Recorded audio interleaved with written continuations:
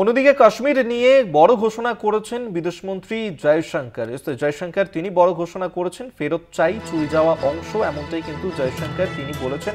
কাশ্মীর নিয়ে তার এই বড় ঘোষণা। আমরা এই নিয়ে আরো বিস্তারিত কথা বলবো। আমাদের সঙ্গে নিউজ রুম থেকে সরাসরি রয়েছেন আমাদের পলিটিক্যাল এডিটর আশিস চট্টোপাধ্যায়। আশিস দা, এই কাশ্মীর সংক্রান্ত বিষয় নিয়ে এস জয়শঙ্কর তিনি ঠিক কি বলেছেন? দেখো, এই যে চুরি যাওয়া অংশ, কাশ্মীরের চুরি যাওয়া অংশ ফেরত দিক পাকিস্তান, এই কথাটার একটা ঐতিহাসিক প্রেক্ষিত আছে। 1947 সালে যখন ভারত এবং পাকিস্তান দুটো স্বাধীন দেশ হিসেবে, রাষ্ট্র হিসেবে আত্মপ্রকাশ করলো, তখন কাশ্মীর ভারতে যাবে না পাকিস্তানে যাবে না স্বাধীন হবে, তা নিয়ে একটা টালবাহানার সময় গিয়েছে। বিস্তারিত সেই ইতিহাসে যাবার পরিসর এখানে নেই। অবশেষে কাশ্মীর, সেখানকার মহারাজা হরি সিং এবং কাশ্মীরের জনগণের নেতা শেখ আবদুল্লাহ, তাদের একটা মত তৈরি হয় যে আমরা ভারতে যাব। কেন না, ভারত ধর্মনিরপেক্ষ। কিন্তু এই সময় পাকিস্তানি মদতপুষ্ট হানাদাররা কাশ্মীরের মধ্যে ঢুকে পড়ে এবং তারা বেশ কিছুটা এলাকা এগিয়ে আসে কাশ্মীরের ভেতরে।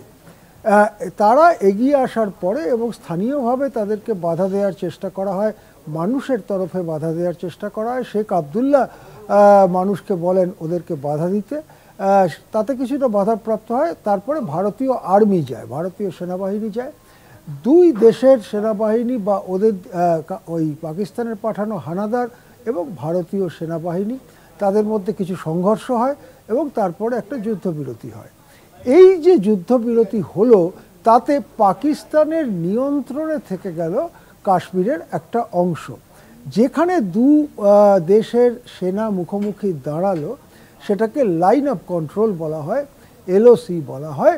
এবং যে অংশটা বেআইনিভাবে পাকিস্তান দখল করে নিল, সেটাকে বলা হয় পাকিস্তান অকুপাইড কাশ্মীর বা পাকিস্তান অধিকৃত কাশ্মীর।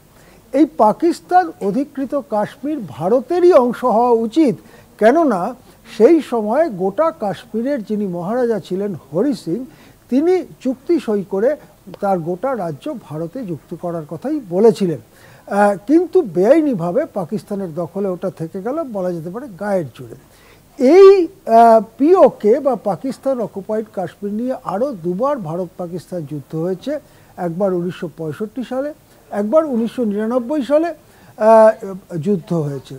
65 সালের ফুল স্কেল ওয়ার, আর 99 সালে যেটা কার্গিল যুদ্ধ বলা হয়, সেটা একটু লো স্কেলে শুরু হয়ে তারপরে যুদ্ধ বড় স্কেলে হয়েছিল। এখন তারপর থেকে ওখানে একটা অস্বস্তিকর পরিস্থিতি, দুপক্ষের সেনাবাহিনী মুখোমুখি দাঁড়িয়ে রয়েছে। এবং অনেকের মনে হচ্ছিল যে বোধহয় পাকিস্তানকে কাশ্মীরের ওই অংশটা ছেড়ে দিয়েই একটা পার্মানেন্ট চুক্তি ভারত করবে যাতে শান্তি ফিরে আসে। এই যে চিন্তাটা, অর্থাৎ পাকিস্তান অকুপাইড কাশ্মীর পাকিস্তানকেই ছেড়ে দিয়ে একটা স্থায়ী শান্তি প্রতিষ্ঠা করা যায় কিনা, সেই চিন্তাটাকে বাতিল করলেন জয়শঙ্কর। এইখানেই হচ্ছে জয়শঙ্করের কথাটার রাজনৈতিক তাৎপর্য। জয়শঙ্কর বললেন পাকিস্তান অধিকৃত কাশ্মীর এলাকাটা হচ্ছে ভারতের চুরি যাওয়া অংশ, স্টোলেন প্রপার্টি। সেই চুরি যাওয়া অংশ যদি ভারতকে ফেরত দেওয়া না হয়, তাহলে কাশ্মীর সমস্যার পুরো সমাধান হবে না। যদিও জয়শঙ্কর বলেছেন সমস্যার অনেকটাই সমাধান হয়েছে। তিনি হয়তো ইঙ্গিত করতে চেয়েছেন 370 ধারা বাতিল, তিনি হয়তো ইঙ্গিত করতে চেয়েছেন কেন্দ্রশাসিত অঞ্চল ঘোষণা করা, তারপর সেখানে ভোট করা, কেন্দ্রশাসিত অঞ্চলের মধ্যে কাশ্মীরের সরকার গঠন করা ইত্যাদির দিকে ইঙ্গিত করে বলেছেন সমাধান অনেকটাই হয়ে গেছে, পুরো সমাধান হবে কাশ্মীর যে চুরি যাওয়া অংশ সেটা ফেরত দিলে। তার মানে এক, পাকিস্তানকে কাশ্মীরের কিছু এলাকা ছেড়ে দিয়ে স্থায়ী শান্তি প্রতিষ্ঠার যে চিন্তাভাবনা, তাকে বাতিল করলো দিল্লি।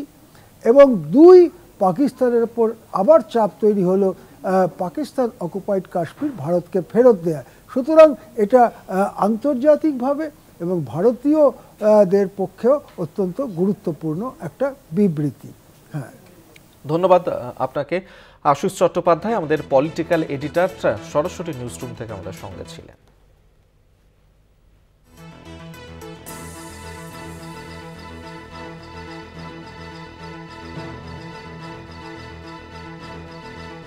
কাশ্মীর নিয়ে এই বড় ঘোষণাই করেছেন জয়শঙ্কর, ফেরত চাই চুরি যাওয়া অংশ, এমনটাই কিন্তু বলেছেন এস জয়শঙ্কর। কি বলেছেন তিনি শোনাবো আপনাদেরকে। Okay. Look, on Kashmir, actually we have done, I think, a good job solving most of it. I think removing Article 370 was one step, number one. Then restoring growth and economic activity and social justice in Kashmir was step number two. Holding elections, which were done with a very high turnout, was step number three.